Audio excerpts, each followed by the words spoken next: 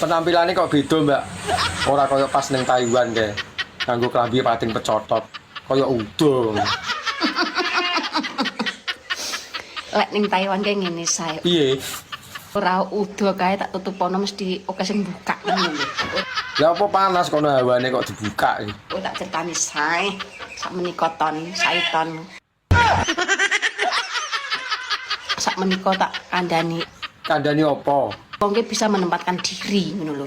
Tempatnya iki di mana ngono. Ngono ya apik. Nek ing Indonesia ki walaupun ora lek ning omah ya ora kudungan. Ning Taiwan ki ya ora lek udo ngono kuwi engko dikira gendeng.